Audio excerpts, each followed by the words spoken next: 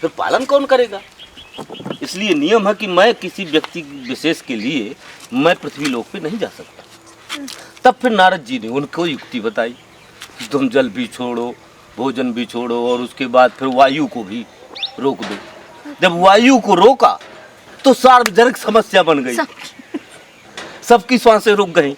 जब सबकी सांसें रुक गई तो सार्वजनिक समस्या बनने पर उनको आना पड़ा। बोले मेरे कस से फर्क नहीं पड़ता, पर कम से कम सबसे तो पड़ेगा। तब तो पड़े। और ईश्वर तभी मिलता है, मैं बताऊं, जब सांस रखती है। सच्चाई है। तो सब सांप मरा नहीं लगे जब तो नहीं, आप सांस रोको, आप ओम में जब एक जगह जब ले लिया आपने, प्राणायाम सबसे महत्वपूर्ण, सबसे एक बार की बात है कि ऐसे सप्त ऋषि बैठे हुए थे, वहाँ बैठे बैठे चिरंजीवों की चर्चा चली।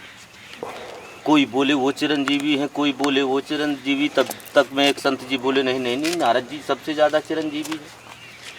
तब तक में एक महापुरुष बोले कि नहीं, मैंने नारद से भी अधिक चिरंजीवी देखा है। वो देखा मैंने हिमालय के नीलगिर पर्वत पे एक बट वृक्ष है, उसकी दक्षिण की शाखा में उसका आलय है, घर है पक्षी का उसका। अच्छा। और वो उस पक्षी को मैंने जितना चिरंजीवी देखा ऐसा आज तक दूसरा नहीं। जब वो सभा उठी तो वशिष्ठ जी ने विचारा कि जब इतना चिरंजीवी है नारद आदि से ज़्यादा, तो जरूर वो कोई महापुरुष है, तो उसके दर्शन करना चाहिए। लीजिए, वशिष्ठ जी उनकी क्या था कि अव्याहतेष्ट गति थी। अव्याहतेष्ट गति का अर्थ है कि वो जहाँ चाहते थे वहाँ पहुँच जाते थे, तो वो तुरंत वहाँ पहुँचे। तो जैसे ही वहाँ पहुँचते हैं तो तत्काल काकभूषुंड जी खड़े होते हैं और बड़े अपनी सराहना करते हैं कि आज तो हम सब धन्य हो गए कि यहाँ गुरुओं के भी गुरु वशिष्ठ जी महाराज पधारे हैं। उन्होंने भी उनकी बड़ी तारीफ की और धन्यवाद दिया। उसके बाद सुंदर पत्तों का आसन बिछाया, वशिष्ठ जी के लिए बैठ गए। फिर वार्तालाप होने लगा। तब वशिष्ठ जी ने पूछा कि भगवान आप ये तो बताएं कि आप इतने चिरंजीवी कैसे? तब उन्होंने, सत्संग बहुत बड़ा हुआ था, संक्षेप से मूल पॉइंट बता रहा हूँ मैं, कि उन्होंने बताया कि मुझको एक प्राण चिंता रूपी सखी प्राप्त है।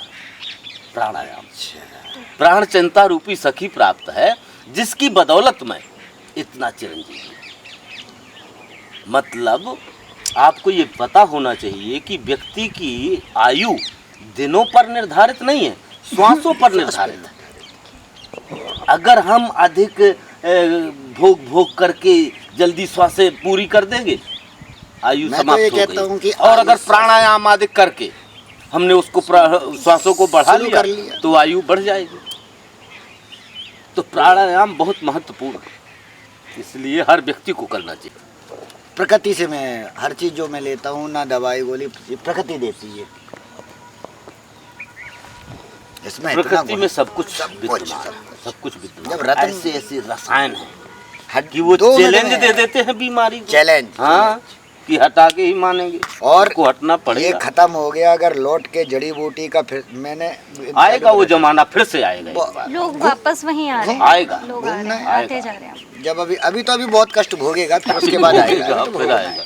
अब माना जैसे रबड़ी है, घूमने तो रबड़ी अमृत है ना, लेकिन वो भी अगर 100-150 ग्राम की जगह है किलो 1.5 किलो खा ली जाए तो नुकसान कर जाएगी। इसलिए दूसरा शब्द उन्होंने कहा कि हित भोग साथ साथ मित भोग, अच्छा खाओ और कम खाओ। तीसरी बात उन्होंने बताई, इसके दो अर्थ। एक तो स्पष्ट है कि ऋतु के अनुसार खाओ, दूसरा उसका अर्थ ये है भी है कि अच्छी कमाई का खाओ। अगर बुरी कमाई का आप धन खाते हैं तो भी आपका मन डिस्टर्ब हो सकता है, बुद्धि होगा ही, सकता नहीं होगा ही। हाँ, ये भी निश्चित है, निश्चित है, बिल्कुल सही है जी, वो तो। और ऋतभुक का मतलब है कि जैसे कुछ वस्तुएं होती हैं कि इस महीने में इस चीज को जरूर खाना चाहिए। कुछ ऐसी चीजें होती हैं कि इस महीने में इस चीज को नहीं खाना चाहिए, क्योंकि शरीर का अपने आप वात पित्त कफ ये जो धातुएं हैं इनमें विषमता आती रहती है। इसलिए उनका सेवन करने से, जैसे बताया कि 12 महीनों के त्याज्य पदार्थ, कि किस महीने में क्या चीज सेवन नहीं करनी चाहिए। तो सावन साख न भादो मही अगहन में वर्जित है, अगहन मूली पूसे धना, माघ में मिश्री, फागुन चना, चैत में गुड़ वर्जित, चैत में गुड़, बैसाख में तेल और जेठ को पंथ यात्रा करें, जेठ को पंथ, आषाढ़ में बेल, इन 12 को त्यागो भाई, सो काहे घर वैद बुलाए। और 12 महीनों के ग्राह्य पदार्थ कि इस महीने में इस चीज को जरूर सेवन करना चाहिए। जैसे कि बताया है सावन हर, सावन में हर खाना चाहिए, सावन हर भादों तीज, तीज का अर्थ है सोंठ पीपर मिर्च, इन तीनों चीजों का त्रिकुटी का चूर्ण बनाकर पाउडर बनाकर रखना चाहिए, दाल सब्जी में मिला के खाना चाहिए भादों के महीने।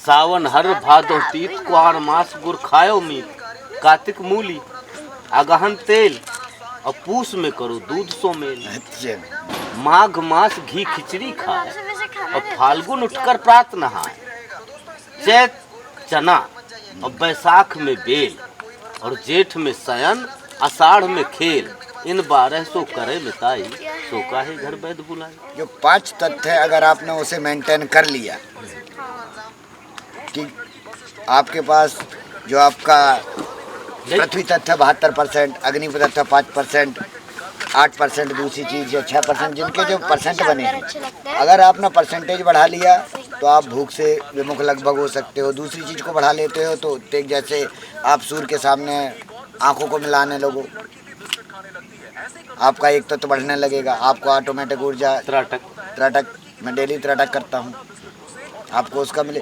मैं कहता हूँ प्रकृति का जो आप पेड़ पौधे से ले रहे हैं वो पंच तत्व में भी,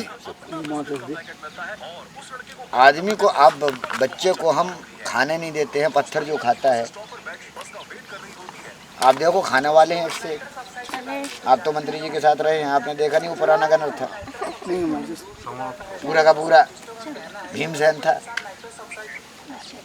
तो मेरा ये सोचना है कि ये उनके लिए है जड़ी बूटी पेड़ पौधे, जब वो थोड़ा सा बीमार हो चुका है, अगर आप उसमें नहीं।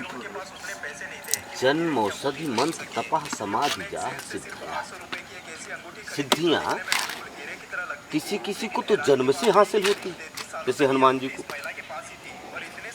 तो जिनको जन्म से नहीं है बाकी लोगों को औषधि, जन्म औषधि सबसे पहले बताया कि औषधि से सिद्धि प्राप्त होती है। जन्म औषधि, दूसरा मंत्र, मंत्र से, तपह तप से, समाधि जा